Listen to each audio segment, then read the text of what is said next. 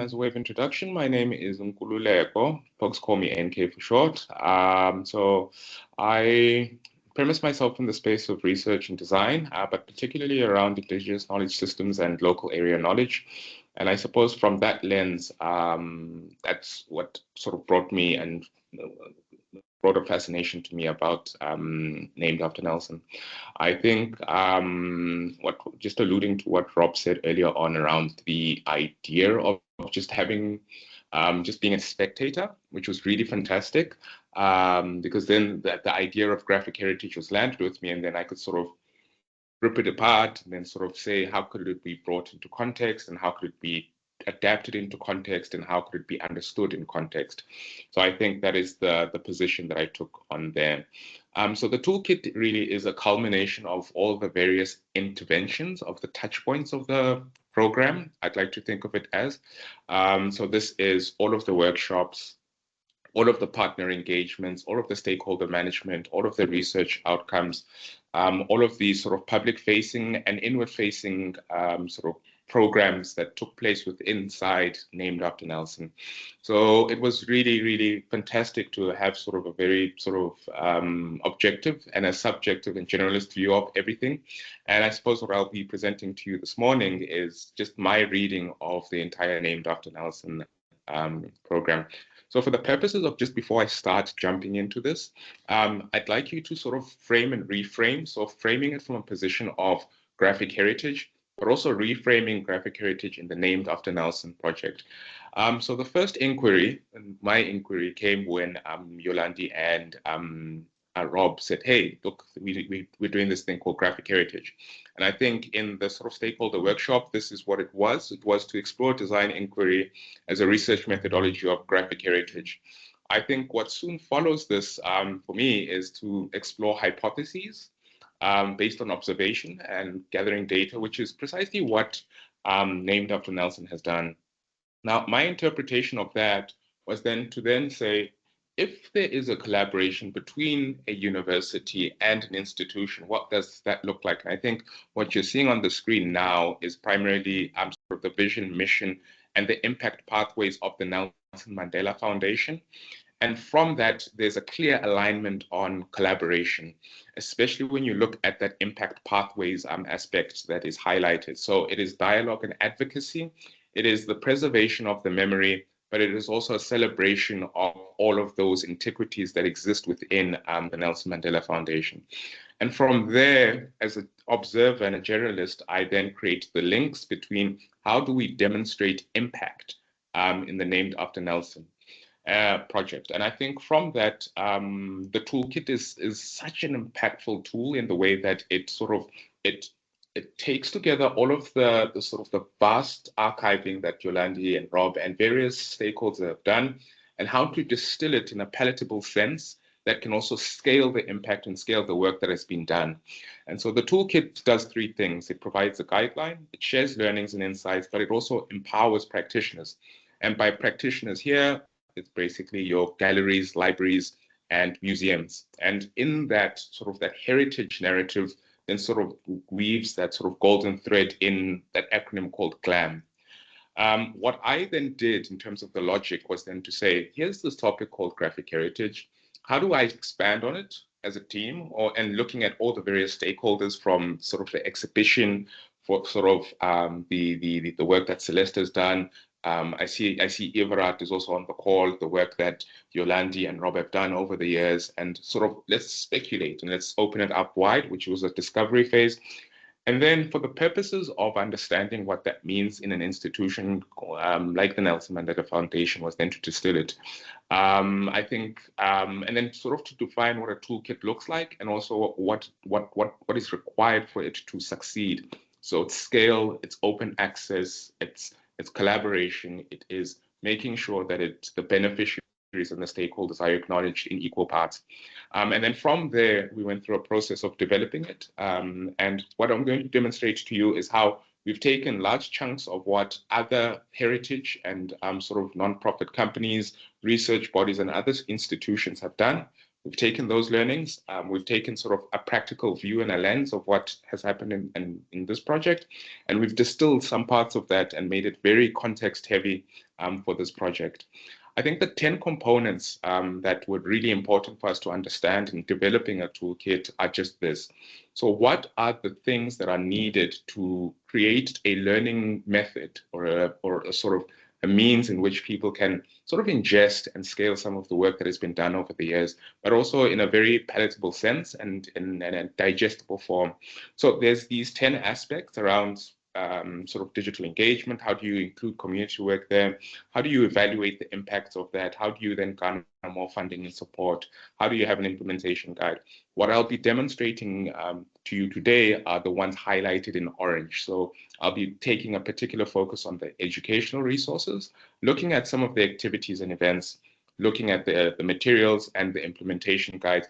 And that last one, which becomes very important, are the endorsements, because that speaks to around the co-creation and the co-development of how all of this came together. Under those topics, I think becomes then to sort of say, how do we create a framework that really says, if we are looking at educational resources, what are the things that we're going to do? And so this is the structure that we came up with, essentially looking at the guidelines. So in other words, understanding where or how toolkits have been developed in the past, looking at a practical case study. So in the work that the likes of Celeste with sort of the photojournalism and all the photography, I'm looking at the works that Everard has also done, the work that Yolandi has done, the work that various partners, and Anne Young also just being on the call because I noticed her earlier, just being involved in that and saying, how, like, what is the context that has validated or invalidated some of the guidelines that we've learned? From that, we then bring it down to recommendations from those learnings. And so really distilling that in contrast to the guidelines, but also then sharing some of the resources that have been generated and created through the content and the learning of Named After Nelson. In going forward, so starting with education resources, I think the largest and practically the largest sort of educational resource was the exhibition itself. I think insofar as it was a series of sort of visually expressed and storytelling involving being involved here, I think it was the largest and the strongest sort of instrument that was used, an intervention as an educational resource. In other words, it was the draw card. It was what brought people to actually want to learn about the topic in the context of that. And this is why I'm particularly using this image just to demonstrate that it was an educational resource. I think then in the context of that, the guidelines that we took from best practice was that in a project that you would like to take forward, there definitely has to be data visualizations. There definitely has to be lesson plans and activity sheets and some form of broadcast media. I think in the case study of Named After Nelson, I think there were exhibitions and the booklet itself became a piece of educational resource. I think the workshops were incredible in the way that they engaged and they introduced and they landed the idea of urban graphic heritage and some learning tools therefrom. I think some of the recommendations that we learned from this was cultural sensitivity. It was being very clear around the target audience that any project in future ought to be speaking about, but also this very toolkit being somewhat of a template to scale the impact also becomes very important. And I think from there, what we've done, and you've seen the demonstration that Yolandi gave earlier with the OneDrive folder, I think what we've done is then sort of take some of the high-hitting aspects of the educational resources and plug them in as as resources into and under the educational resources sort of component. So what we've done is a series of distilling what has been done and sitting in the OneDrive folder, taking some parts of the website which were visually expressed and sort of compacting them into a resource toolkit for other practitioners. Now, I think just as a way of reminder that this toolkit, insofar as it is a demonstration of the work that has been done, both internally by sort of the research team and the program partners, it is also a document or a toolkit or a mechanism that allows heritage and GLAM institutions to have it as a playbook in driving their own initiatives. So just keep that in mind, and that duality that it is a retrospect, but it also is a functional means of material that allows sort of GLAM organizations to sort of scale their own impact. The second topic that I sort of wanted to zoom in here was the community engagement. So particularly on this day, the focus on the sort of t-shirt design component. And I think what hits and what resonates most is that duality between heritage and what is now the new generation. And I think those polarities and being able to engage at a very sort of young stage is in preservation of the heritage of someone's memory.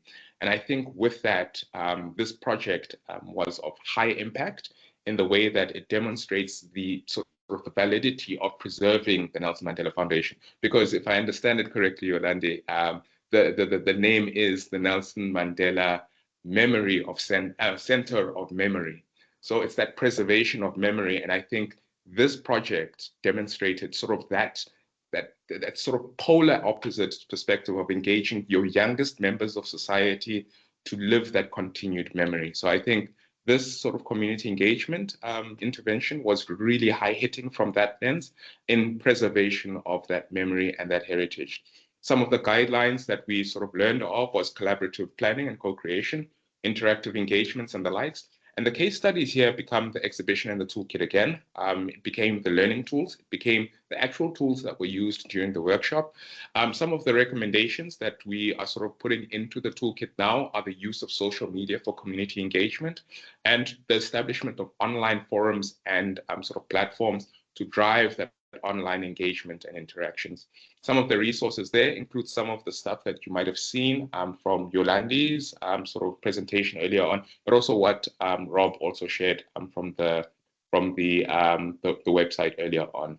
Now, in moving forward, now that we've engaged sort of learning at a very foundational lens, I think it was now to zoom out again, right? So it's this sort of oscillation between the macro and the micro. And in sort of the micro was the sort of the foundational aspect, and then the macro now becomes this IAS fellowship, where we had a member of the Nelson Mandela Foundation, Zandile, who then went abroad and went on an international excursion. So this then sort of creates another sort of interesting dynamic and a dimension to the project in the way that it demonstrates another sort of impact pathway in the way that it is also a preservation, but it's also demonstrating an expansion of how the memory has been translated to the rest of the world. And I think from that perspective, it sort of gives, and it gives a very sort of textured view and a very, how might I say it? Because I mean, it's just so much that came from this excursion. I think it also gives best practice. It gives also sort of cultural immersions, but it also gives a very interesting sight and a lens into sort of the depth and the sheer scale of the idea of urban graphic heritage, especially with the name named after Nelson. I think some of the guidelines that we came across was the cross-cultural learning, was the knowledge exchange program. A case study there, the project outcome then becomes the IAS fellowship. I think some of the recommendations become sort of youth-led digital heritage initiatives, storytelling and art-based workshops.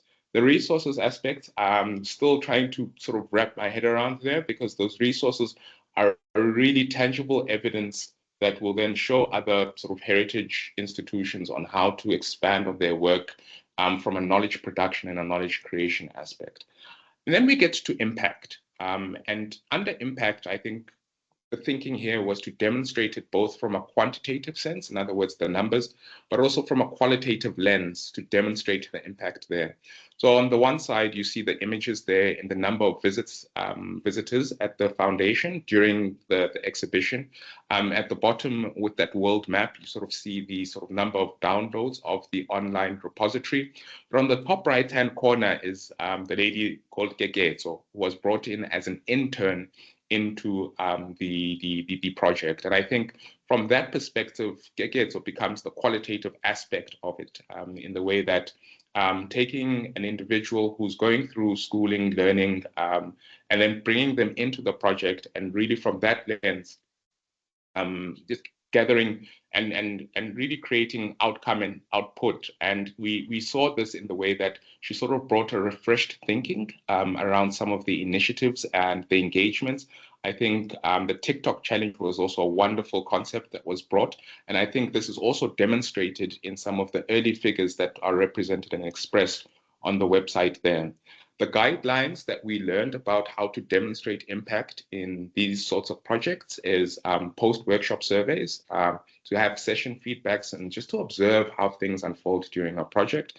How we actively took those guidelines and we applied them into the project itself and the case study. I mean, one tool was the Mentimeter. So it is a sort of facilitative tool that you can use online during workshops that give you real-time data based off of the participants. And so it allows participants to engage online even when they are not sort of either speaking or either raising their hands. And it's a way to sort of crowdsource information in a very quick and efficient way.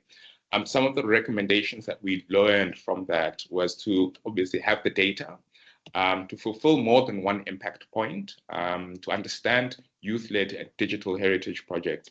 There's some examples around the resources. The resources one, the website being sort of the largest body of work, and that is obviously public-facing.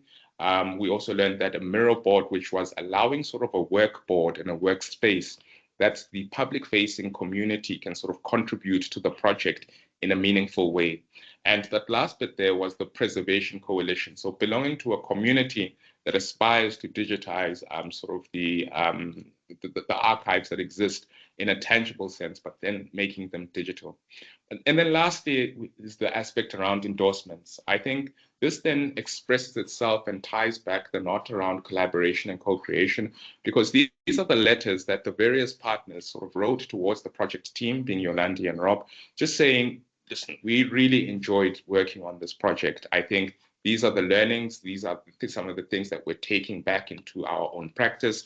And this is what we feel that we've contributed to in a meaningful way. And the endorsement communicates and validates some of the word that Rob mentioned earlier on. And I wrote it down here when you said, Robert, congenial. And I think that word that you opened up with, I think is expressed right now in these endorsements that were written by the various partners that worked on this program.